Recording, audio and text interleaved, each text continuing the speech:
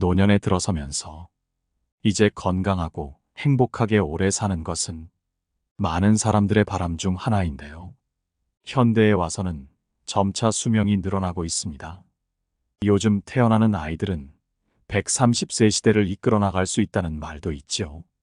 이처럼 100세 시대가 성큼 다가오니 어떻게 살아야 몸도 마음도 건강하고 행복하게 오래 살 수 있는 건지 고민이 깊어집니다. 미국 의과대학의 한 연구 결과에 따르면 낙천적인 사람은 평균적으로 약 10%에서 15%더 오래 살고 85세 이상까지 생존할 가능성이 매우 높다고 합니다. 이 말은 나이가 들수록 스트레스를 받지 않고 부정적인 생각을 하지 않는 것이 무척 중요하다는 것을 알려주는데요. 삶의 끝에 후회하지 않고 행복하게 늙어가며 보람찬 노후를 보내고 싶다면 이제는 우리가 살아갈 때의 마음가짐을 점검해 보아야 할 때입니다. 하지만 잘 아시다시피 긍정적인 마음이 중요하다는 것은 누구나 알지만 현실에서는 실천이 잘 되지 않는 경우가 많지요. 그래서 마냥 이런 얘기를 들을 때는 살다 보면 그것이 잘 되냐는 생각이 들 때도 있습니다. 그래서 오늘은 단순하게 긍정적으로만 살아라, 건강을 지켜라가 아닌 이를 위해 우리도 간단하게 실천할 수 있는 구체적인 이야기를 소개해 드릴까 합니다. 만약 50대, 60대라면 다가오는 노년을 위해 들어두면 도움이 되실 것이고 70대, 80대가 넘으신 분이라면 지금부터라도 행해볼 수 있는 쉬운 방법들이니 도움이 되실 것입니다. 오늘 말씀드릴 것들만 하나씩 실천하여도 행복하고 건강한 노년은 내 것이 될 것입니다. 전해드릴 7가지 방법들을 전부 지키기 힘들다면 나에게 가장 잘 맞을 것 같은 것 하나라도 생활에서 실천해 보셨으면 좋겠습니다. 인생의 작은 변화가 여러분의 건강하고 행복한 노후를 불러올 것입니다. 시청하시기 전 구독과 좋아요, 알림 설정은 항상 큰 힘이 됩니다. 노년의 행복을 위해 이제는 즐길 거리를 만들 때 60대 이후에 들어서면 새로운 인생 지침이 필요하다. 하기 싫은 일은 뒤로 미루고 재미있는 일부터 하는 것이다. 당장 오늘부터 실천해보자. 나이가 들수록 욕심을 버리고 검소하게 살아야 한다는 인식이 있다. 누군가가 연금으로 취미를 즐겼다고 하면 노는데 연금을 쓰는 것은 비상식적이다. 연금으로 게임장에 간다니 말도 안 된다라는 비난을 받을지도 모른다. 하지만 이런 인식은 밖에서 보내는 즐거운 여가 시간이 사람의 전두엽을 자극한다는 사실을 배제하고 있다. 게다가 웃고 즐기는 것은 그 자체로 인간 정신과 신체에 긍정적인 영향을 미친다. 그러니 나이 든 사람이 나가 놀겠다고 하면 비난의 시선을 보내며 혀를 찰 것이 아니라 오히려 그 나이에는 마음껏 즐기셔야 한다며 등 떠미는 것이 더 옳은 일이다. 나이가 들수록 몸뿐만 아니라 마음과 감정도 함께 늙기 마련이다. 그래서 점점 더 강한 자극이 필요하다. 늙을수록 어지간한 일에는 크게 반응하지 않게 되고 산전수전 다 겪으며 살아온 만큼 웬만한 사건으로는 감정이 요동치지 않기 때문이다. 게다가 사회생활을 하며 쌓아온 연륜 덕분에 앞으로 펼쳐질 상황이 훤히 보이고 무슨 일이든 현명하고 요령 있게 뚝딱 해치운다. 경험이 쌓여 실패할 확률이 적어진 것은 다행이지만 솔직히 그만큼 인생이 지루해진다고 느낄 때도 있을 것이다. 세상 만사에 흥미와 관심도 떨어진다. 그래서 나이가 들면 지금까지와는 다른 새로운 재미를 찾아야 하는 것이다. 고령자가 즐길 만한 재미거리를 찾다 보면 종종 적지 않은 비용이 들어가는 것도 사실이다. 젊을 때는 엄청난 애주가로 추종을 가리지 않고 음주했다고 해도 세월이 지나면서 스타일은 변하기 마련이다. 대학생이나 사회초년생 때는 작은 포차에서 값싼 맥주나 소주만 있어도 즐겁게 마실 수 있지만 중장년을 거치며 어느 정도 여유가 생기면 자연스레 값비싸고 좋은 술을 이왕이면 더 고급스러운 안주에 곁들여 마시고 싶어지는 것이 인지상정이다. 그러니 한 달에 3번 술집에 들러서 매번 같은 술과 안주에 자잘한 금액을 쓰는 것보다 한 달에 한 번 비싼 고급 술집을 찾아 음주를 즐겨보는 것은 어떨까? 어차피 나이가 들면 젊을 때처럼 자주 술을 마시기도 어렵다. 3번에 나누어 쓸 돈을 모아서 전에는 가지 못했던 비싼 고급 주점의 문을 두드려보자. 경험의 만족도가 높을수록 뇌에 더 긍정적인 자극이 되어줄 것이다. 젊은 시절 회사에 다니며 거래처 사람들을 대접하기 위해 고급 요리주점에 자주 방문했거나 골프를 치러 다녔다면 은퇴한 뒤에 그때 갔었던 요리집이나 골프장에 다시 가보는 것도 좋겠다. 적지 않은 비용이 들겠지만 더 이상 회사원이 아니니 진정한 의미에서의 여유를 느끼며 갈 수 있을 것이다. 여행도 마찬가지다. 경비를 아끼며 늘 가던 곳으로 향하는 가성비 따지는 여행은 그만두고 돈이나 시간 문제로 그동안 가보지 못했던 곳으로 훌쩍 떠나보자. 공연이나 스포츠 경기를 관람할 때도 늘 앉아서 보던 평범한 자리 말고 한 단계 높은 더 비싼 좌석을 예매해 보는 것이다. 색다른 감동을 느낄 수 있을지도 모른다. 60대가 되어 은퇴하고 사회 일선에서 물러나면 집에서 혼자 보내는 시간이 늘어 소외감을 느낄 수도 있다.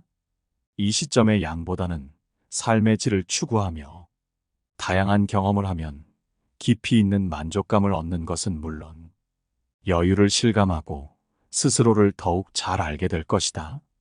스스로에게 돈을 쓰고 정성을 들일수록 더 좋은 것을 누리고 싶어지기 마련이며 궁극적으로는 나이가 들어도 자기 자신을 아끼고 사랑하는 사람이 된다.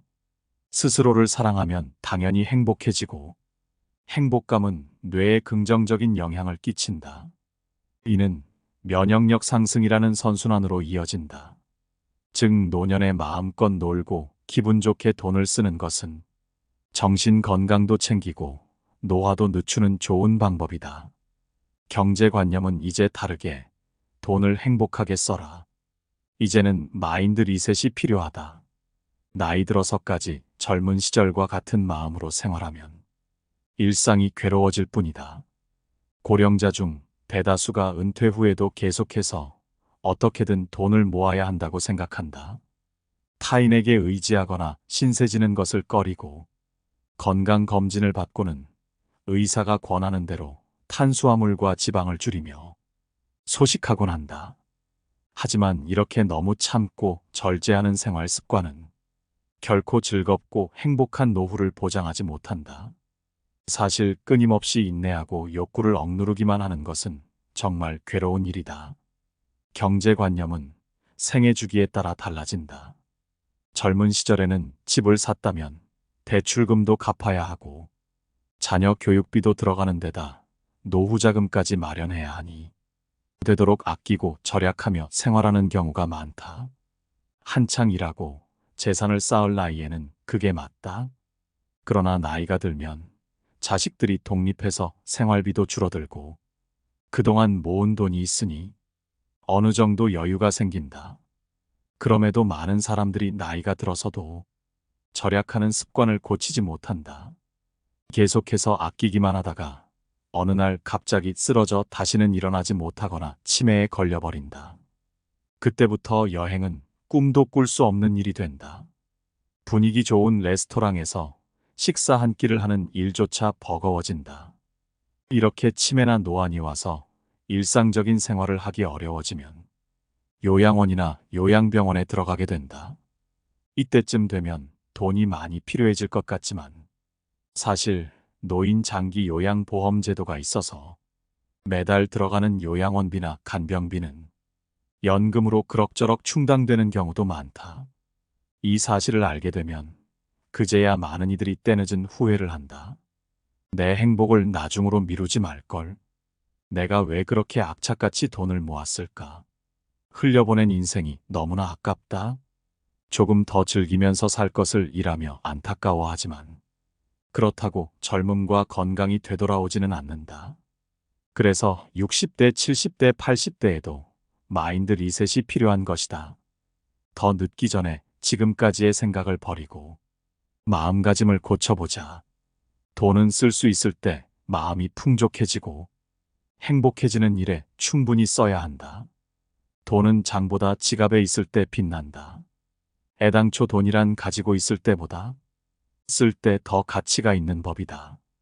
어떻게 들릴지 모르지만 백화점 매장 직원들은 비싼 물건을 큰 고민 없이 크게 구매하는 고객에게 더 정중히 응대한다.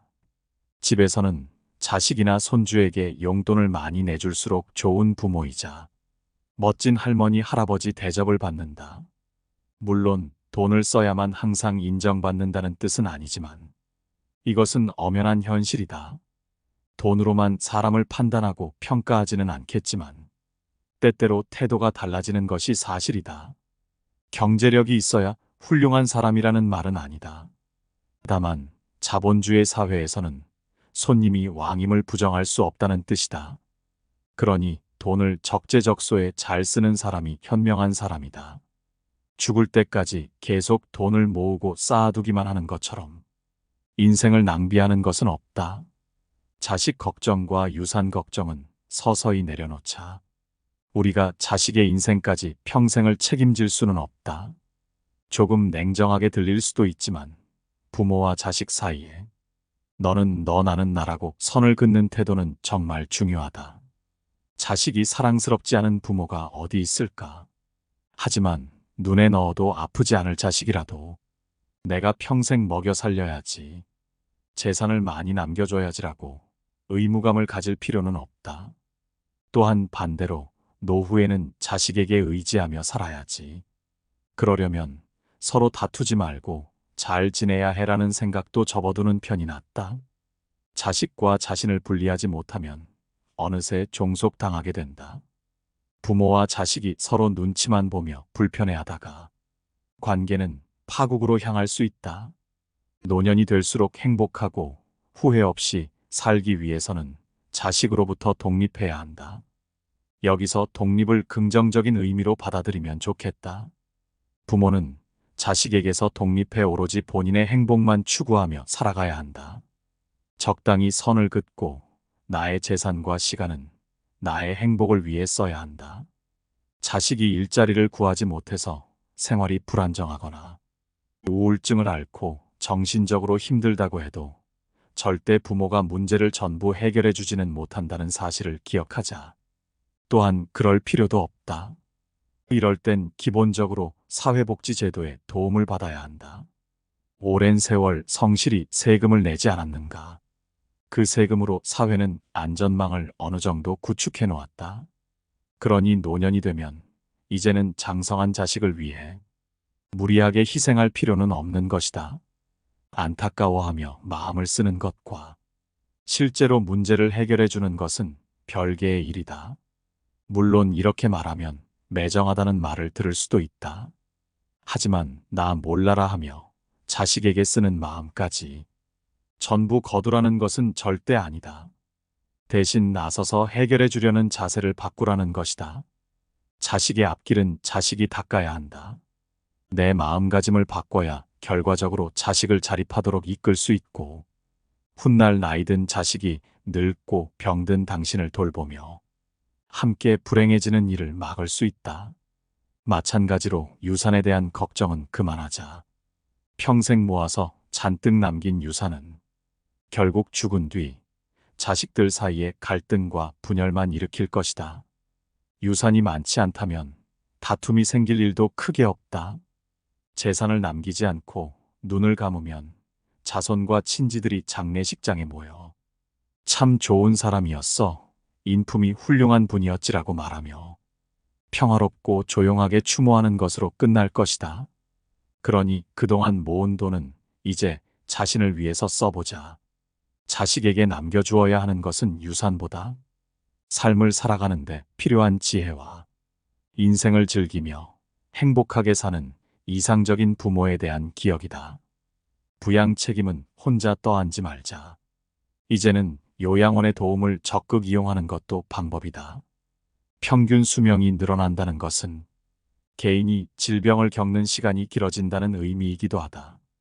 노년의 질병과 관련해 의료와 간병을 대비하는 건 무척 중요한 일이다. 그러나 한국에서는 여전히 효사상을 바탕으로 한 부양 문화에 크게 기대고 있다. 특히 요양시설에 대한 인식은 매우 부정적이다. 요양시설로 들어가는 건 자식에게 버림받고 죽기 직전 당하는 현대판 고려장으로 인식하는 노인들이 여전히 많으며, 자식들은 요양시설의 이용에 대해 무조건적인 죄책감을 느낀다. 하지만 시대는 달라졌다. 돌봄 노동에 대한 인식의 변화가 필요하다. 스스로 결정하는 요양시설에 대해서 들어보면 이런 말들이 있다. 처음에는 울고불고 했어요. 근데 와보니까 생각처럼 안 그래요. 자식들에게 하나도 민폐를 안 끼치고요. 음식도 잘 나오죠. 요즘 사람들이 음식하는 것보다 훨씬 좋았어요. 복지시설도 잘 되어 있죠. 웬만한 것은 다 해주네요. 그냥 전에 살던 곳과 위치만 다른 하나의 도시 같다는 생각이 듭니다. 그래서 너무 좋아요. 90대의 한 어르신은 얼마 전까지는 혼자 살았다. 그런데 갑자기 치매가 찾아왔고 24시간 돌봄이 필요했다. 가족들은 생계가 있었기에 24시간 어르신을 돌볼 형편이 마땅치 않았다. 결국 요양원에 들어왔다. 지금은 여러 사람들과 어울리며 얼굴에 웃음이 떠나지 않지만 처음에 왔을 때는 그러지 않았다. 그런데 같은 요양원의 동기 역시 그랬다고 말했다. 이전에는 요양원에 대한 인식이 좋지 않다 보니 인생 끝 무렵에 요양원에 와 있는 내 자신이 참 한심하다 생각했지요. 그런데 지내고 보니까 그게 아니더라고요. 괜찮아요. 도움을 주시는 분들께도 감사해요. 이제는 이 생활이 익숙해져서 아주 좋고 행복합니다. 자식들의 생각은 어떨까? 어르신의 막내딸 역시 60대이다. 매주 한 번씩 들러 어머니의 생활을 살피는데 이제는 마음이 무척 편안해졌다고 한다. 사실 처음 어머니를 요양원에 모실지 생각해 볼 때는 심적 고민이 많았고 주위 사람들과 가족의 반대도 있었다고 말했다. 하지만 형편상 24시간 모시는 것은 너무나 어려웠고 결국 요양원으로 모시고 가겠다고 결정했다. 대신 조건이 있었다. 만약 어머니가 불편하다고 하시면 당연히 다시 모시고 오자고 생각했어요. 일단은 한 달만 시도해보자는 생각을 했지요. 그렇게 약속을 하고 왔는데 요양시설 앞에서 가족들끼리 크게 다퉜어요. 아무래도 마음이 서로 안 좋아서 그랬다고 생각해요. 그런데 의외였다. 2주 정도 지나자 어머니가 편안해한다는 것을 가족 모두가 느낄 수 있었던 것이다. 심지어 어머니는 여기서 좋은 걸 많이 해준다며 있고 싶다고 말했다고 한다. 이렇게 어머니를 요양원에 모시고 나서 모든 가족들이 편안해지고 이전보다 더 사이가 좋아졌다고 했다. 가족들이 돌아가면서 어머니에게 뭐가 필요한지 매주 한 번씩은 방문해서 세심하게 챙겼고 그러다 보니 어머니와 자식들의 관계도 이전보다 훨씬 좋아졌다. 부모도 자식도 죄스럽지 않을 선택을 할 수 있었다. 노년이 되기 전에는 나의 행복을 위해서도 이런 생각이 필요하다. 만약 가족이 나를 돌볼 수 없다면 노년을 어디에서 누구와 어떻게 보낼 것인지 구체적인 계획을 세워두는 것이다. 한 복지재단 연구의원의 말에 따르면 젊었을 때 요양시설에 대한 선입견을 없애는 게 중요한 것 같다고 한다. 직접 가보라고 많이 권해드리고 자신이 가고 싶은 요양원을 미리 찾아놓는 것이 좋겠다는 조언을 하기도 했다. 아프고 나서 누군가에 의해 어쩔 수 없이 결정된 곳으로 가게 되는 것과 미리 가보고 결정한 곳에서 돌봄을 받는 건 다르지 않을까. 더 안심할 수 있고 무엇보다 자기 노후를 스스로 결정하는 능동적 선택이 되어 삶에 더 만족할 수 있을 테니 말이다. 사소한 습관들로도 건강에 신경 쓸 수 있다. 나이가 들수록 먹는 것은 즐겁게 해야 한다. 씹고 뜯고 맛보고 즐기자는 말이다. 음식과 관련해서 씹기의 중요성을 언급하고 싶다. 건강하지 못한 치아는 인지장애를 일으키는 원인이 된다. 이유는 크게 두 가지다. 첫째, 씹는 횟수가 줄어들면 뇌로 가는 자극이 감소해서 인지 기능이 떨어지게 되기 때문이다. 둘째, 씹는 힘이 약해지면 신선한 채소와 같이 딱딱한 음식을 피하고 면처럼 부드러운 음식을 자주 먹게 되는데, 그에 따라 비타민이 부족해져서 인지 장애가 발생할 위험이 커진다. 실제로 치아가 거의 없는 사람은 치아가 20개 이상 있는 사람에 비해 인지장애가 발생할 확률이 약 2배 가까이 높다는 연구 결과가 있다. 알츠하이머형 인지장애 환자는 최소 섭취량이 적다고 한다. 그래서 건강하게 오래 살고 싶다면 돈이 많이 들더라도 틀니나 임플란트를 활용해서 치아 건강을 지킬 필요도 있다. 더 나아가 뇌를 자극하기 위해서는 우리가 음식을 씹을 때 사용하는 근육인 깨물근을 많이 움직여야 하므로 껌이나 오징어를 자주 씹어보자. 심심할 때 간식거리를 씹는 것만으로도 뇌 건강을 지켜낼 수 있는 효과적인 방법이다. 새끼 식사를 할 때에도 젊었을 때보다 더 많이 씹어먹는 습관을 들여야 한다. 이러한 작은 습관이 뇌의 노화를 막는다. 나이 들수록 외모에 신경 쓰는 것도 행복하고 건강하게 사는 삶의 방법이다. 기분이 좋지 않을 때는 억지로라도 화장을 하고 머리를 다듬으면 마음이 산뜻해진다. 많은 사람들이 행동보다 마음이 먼저라고 생각하지만 때로는 마음이 행동의 지배를 받는다. 다시 말해, 예쁜 옷을 입거나 보톡스로 주름을 펴는 등 외모에 한 번씩 신경을 써보면 감정까지도 조절할 수 있다는 것이다. 따라서 고령자일수록 외모 관리가 꽤나 중요하다. 한 노년 전문 의사의 말에 따르면 지금까지 만나온 여러 환자를 보더라도 겉모습이 노인에 가까울수록 감정의 노화가 더욱 성큼성큼 진행되어 결국에는 전신 기능이 쇠약해지는 경우가 많았다고 한다. 반대로 노인이어도 외모에 신경을 쓰는 사람은 대체로 건강하다. 나이든 여성이라면 화장을 하고 머리를 손질할 뿐 아니라 보톡스를 맞아서 피부에 신경 써보는 것도 방법이다. 피부 관리를 받으면 확실히 눈에 띄게 주름이 펴지고 예뻐진다. 나이가 들어도 주변 사람들에게 충분히 매력적으로 보일 수 있는 것이다. 나이가 들면 신체의 노화를 받아들이기 시작해야 한다. 귀가 멀어지면 보청기를 꼭 하자. 흔히 나이를 먹으면 귀가 잘 안 들리게 되는 게 당연하다고 여기는데, 청력 감퇴는 쉽게 볼 문제가 아니다. 건강과 연관이 있는 문제이기 때문이다.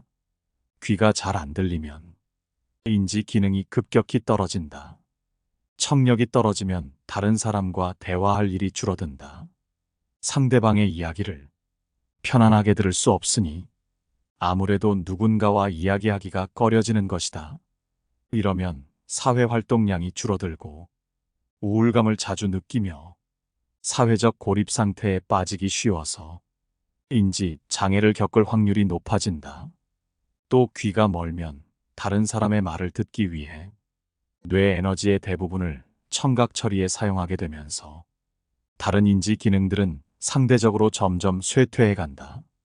따라서 귀가 잘 안 들린다면 난청의 진행을 늦추는 동시에 주저하지 말고 보청기의 도움을 받아보자. 귀 건강을 유지해서 다른 사람과 자주 대화할 수 있다면 치매와 같은 무서운 인지장애가 발병할 위험도 줄어들게 할 수 있다. 나이가 들었다고 일을 전부 다 놓지는 말자. 유럽과 미국에서는 행복한 은퇴 생활이라는 말을 즐겨하면서 일찍 은퇴한 뒤 노후에는 여행과 취미 생활만을 마음껏 즐기며 살아야 한다는 사회적 분위기가 형성되어 있지만, 이는 어디까지나 분위기일 뿐 실상은 좀 다르다. 취미와 여행에 빠져 지내는 시간은 기껏해야 2년, 3년 정도이고 이후에는 이런 삶에 조금씩 실증내는 사람이 많아진다. 그래서 75세, 80세여도 건강하고 일할 수 있다면 계속 일하는 편이 좋다는 말은 과학적으로도 어느 정도 증명되었다. 다양한 연구조사에 따르면 노동은 인간을 건강하게 오래 살도록 해주고 인생의 충만함을 느끼게 해주며 행복한 노후를 보내게 해준다는 점이 밝혀졌다. 물론 여기서 말하는 노동은 현역 시절 때처럼 매일 꼭 8시간 정도 밖에 나가서 근무해야 한다는 뜻이 아니다. 자신의 시간에 맞춰 파트타이머로 일해도 좋고 또 집안일이나 봉사활동처럼 다양한 형태의 노동도 포함된다. 영국의 한 신문에서 수십 년에 걸쳐 진행한 행복도에 관한 조사가 있었다. 여기서는 이혼이나 배우자의 사망이나 실업과 같은 삶의 큰 사건으로 사람의 행복도가 어떻게 달라지는지를 조사했다. 이 결과 인간의 행복도에 가장 크게 부정적인 영향을 미치는 요소는 실업이었다. 이혼이나 배우자의 사망보다 일자리를 잃은 일이 인간을 가장 불행하게 만드는 요소였던 것이다. 한편으로는 놀랍게 느껴진다. 이처럼 세계 각지에서 진행된 비슷한 조사에서도 모두 늙어서도 계속 어느 정도의 일은 해야 오래 살 수 있고 행복도도 높다는 결과가 나왔다. 죽을 때까지 행복하게 공부하자. 노후에 주어진 긴 시간을 유의미하게 보내는 방법 중 하나는 공부하기다. 공부라고 해서 어렵게 생각할 필요 없다. 노년의 행복을 위해서 차근차근 재밌게 한다는 마음가짐이 우선이다. 인간의 뇌는 공부와 일 외에는 쉽게 질려버린다고 한다. 고령자라면 반드시 배워두면 굉장히 좋은 과목이 있다. 좋아하는 분야를 공부하기 전에 노후의 삶을 안정시키고 심신을 건강하게 유지하기 위해 의무적으로 들어야 할 수업이라고 생각한다. 다시 말해 60부터 시작하는 의무 교육이라고 규정할 수 있을 것 같다. 먼저 첫째는 건강의학 혹은 예방의학이다. 건강에 좋은 식사와 생활습관, 영양제 등에 관한 지식을 바탕으로 몸과 뇌의 건강을 유지하는 일이야말로 노후를 행복하고 유의미하게 사는 첫걸음이다. 책을 읽는 것이 가장 좋지만 그것이 상황상 어렵다면 강의를 듣거나 유튜브를 들어 정보를 얻고 공부하는 것도 굉장히 좋다. 실제로 정부나 지방자치단체에서 개최하는 무료 강연에도 내용이 알찬 강의가 정말 많다. 둘째는 노후의 경제학이다. 연금이나 노인 장기 요양보험, 상속투자 등 돈에 관한 분야이다. 나이 들어 경제적인 부분은 중요한 부분이다. 그리고 노후에 정부나 지방자치단체에서 받을 수 있는 각종 지원금도 놓치지 말고 챙겨보면 좋다. 챙기지 않으면 받기 어려운 것이 현실이다. 하지만 요즘은 인터넷과 유튜브에서도 쉽게 알려주고 있으니 새로운 정보가 나오면 챙겨보는 것도 방법이다. 노후의 건강과 경제에 대한 공부를 하면서 내가 좋아하는 공부도 곁들이면 정말 좋다. 좋아하는 일이나 흥미로운 분야, 현역 시절 쌓아두었던 지식과 경험 등을 활용해서 주제를 좁혀가며 계속 공부해 나가는 것이다. 한 80대 어르신은 요즘 새로운 악기를 연주하는 것에 빠져 있다고 한다. 젊었을 때 바이올린을 배우고 싶었는데 배우지 못해서 아쉬웠다고 한다. 그래서 얼마 전부터 바이올린 강습에 나가기 시작했다. 실력은 아주 천천히 느는 것 같았다. 하지만 조급한 마음이 들지는 않았다. 이제는 정말 성과를 내기 위한 교육이 아닌 단지 즐기고 행복을 위한 교육을 받는 것이라고 생각했기 때문이다. 나이 들수록 다양한 취미 활동과 공부를 하는 사람들은 많다. 최근 랩을 배워 래퍼로 활동하는 노년 그룹도 있다. 평균 연령 85세로 랩이라는 신문물을 배우며 재미있게 활동하고 있다. 이처럼 노년에는 내가 이전에 도전해보고 싶었던 분야를 공부해 나가면서 잘하는 것보다 좋아하고 즐겨하는 것에 초점을 맞춰 행복하게 즐겨보자. 노후라고 해서 시간이 얼마 안 남은 것처럼 여겨지시나요? 사실 그렇지 않습니다. 평균 수명이 늘어나면서 여전히 많은 시간이 우리 곁에 남아있지요. 하지만 안타깝게도 고령자의 대부분이 그 나이를 처음 살아보고 갑작스레 은퇴를 하게 되면 무엇을 할지 큰 고민에 빠지게 됩니다. 그렇게 아무것도 하지 않고 허송 세월을 보내다 보면 이 시간을 헛되이 보내고 있다는 생각을 하는 분들도 계십니다. 이 땅에 태어난 우리는 행복할 가치가 있는 존재들입니다. 그러니 나이가 들었다고 해서 시간을 그냥 의미 없이 흘려보내기보다는 노후에 주어진 시간들을 의미 있고 행복하게 즐기면서 사는 방법을 생각해 봐야 할 것 같습니다. 앞으로 우리에게 남은 30년 이상의 시간을 아무 의미 없이 살아가면서 노화를 맞이할 것인지 아니면 건강하고 행복하고 활기차게 살아갈 것인지는 나 자신의 선택일 것입니다. 오늘 이 영상을 보셨다면 가장 마음에 드는 것 한 가지라도 천천히 시작해 보세요. 항상 여러분의 행복한 노년을 응원합니다. 이상으로 인생의 지혜였습니다. 구독과 좋아요, 알림 설정은 큰 힘이 됩니다. 감사합니다. 행복하세요.